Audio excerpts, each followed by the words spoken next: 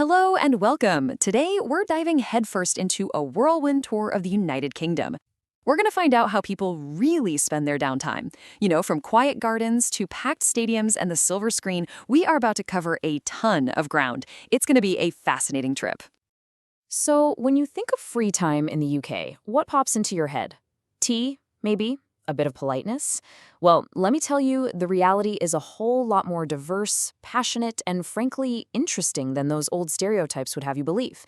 So, let's pull back the curtain and see what life's really like.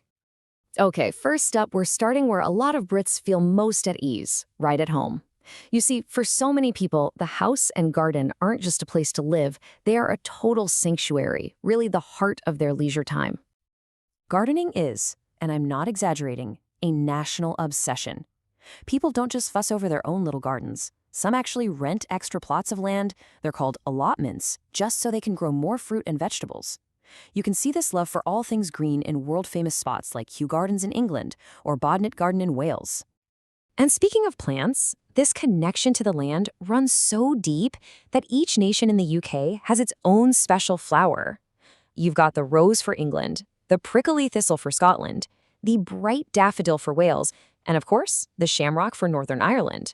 Here's a little memory teaser for you. 4 flowers for 4 nations. Can you match the flower to the flag? And all that time in the garden definitely works up an appetite. The food here is just as varied as the flowers. England is famous for its hearty roast beef. Wales has its sweet little Welsh cakes. Northern Ireland serves up the mighty Ulster fry. And Scotland has haggis. It just goes to show you the diverse tastes you'll find across the UK. Yep, that's haggis. It's for sure the most talked about dish on that list. So if you're ever in a quiz and need to name that infamous Scottish delicacy, you'll know the answer right away. Okay, so from stories shared around the dinner table, let's turn to the stories shared with the entire world. The UK has had an absolutely colossal influence on cinema, creating cultural icons and blockbuster franchises that everyone, everywhere recognizes. This whole journey on the big screen started way back in 1896. By the 1930s, studios were booming with legendary directors like Alfred Hitchcock. The 60s were golden age for comedies, and today, the UK is the home base for absolute giants like James Bond and Harry Potter. So here's a little hint to remember. It all kicked off just before the turn of the 20th century. And right from the very beginning, British actors have been making a huge splash internationally. Sir Charlie Chaplin became one of the first truly global movie stars back in the silent era with his iconic tramp character. He really paved the way for generations of talent to follow. So, what's with the number 4 on the screen? Well, it represents a massive achievement in British animation. It's the number of Oscars won by the animator Nick Park. The creative genius behind the beloved Wallace and Gromit. 4 Oscars! That's an easy number to remember for a master of animation. You really can't talk about British film and TV without getting into the unique sense of humor that's woven into so much of it. It's this special mix of comedy, satire, and most importantly, the ability to not take yourself too seriously. A massive part of British TV is the sitcom, or situation comedy, which just finds the funny and the absurd parts of everyday life. And this focus on regular people is also why character-based dramas, or soap operas, are so incredibly popular. Shows like Coronation Street have been on the air for decades. They've become a part of the national fabric. This love of poking fun at authority is nothing new. It goes back centuries, all the way to medieval jesters who would make fun of kings. And it's still going strong today in satirical magazines like Private Eye. So the crucial point is that this tradition is deeply, deeply ingrained. A lot of this TV comes from the BBC, and it has a really unique way of being funded. Basically, anyone who watches live TV has to buy something called a TV license. That money then goes directly to funding the BBC. So think of this as your golden rule. The license fee equals independence. It's what allows the BBC to operate without government control.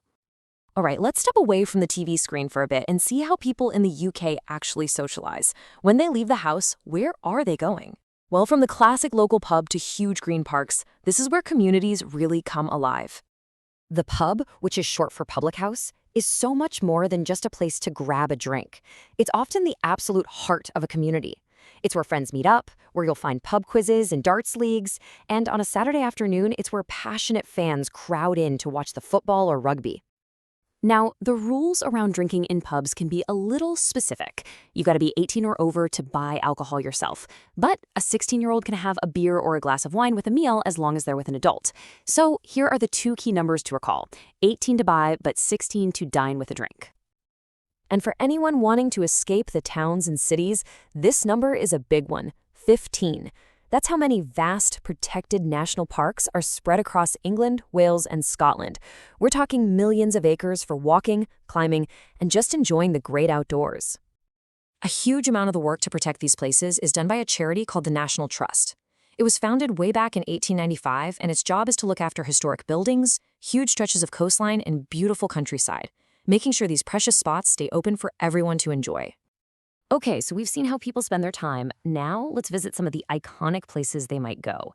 So buckle up for a rapid-fire tour of some of the UK's most famous landmarks. Let's do this. First stop, the Tower of London. Construction started way back in 1066, and today it's famously guarded by the Yeoman Warders, who you probably know by their much more famous nickname, the Beefeaters. So what's the famous nickname for the guards at the Tower of London? You got it. Hopping over to Northern Ireland, we find the Giant's Causeway. This incredible landscape of interlocking columns wasn't built by anyone. Nope, it was formed by volcanic lava cooling down about 50 million years ago. A truly ancient, natural wonder. And over in North Wales, you'll find Snowdonia National Park. It is an absolute haven for walkers and climbers, and its most famous peak is Snowdon itself, which stands proudly as the highest mountain in all of Wales. So, there you have it. We've journeyed from garden allotments to film sets, from local pubs all the way to national parks. It's a culture that has deep roots in both the home and the great outdoors, with a really unique sense of humor tying it all together. Which brings me to one last question for you. From the garden to the silver screen, which part of British leisure surprised you the most?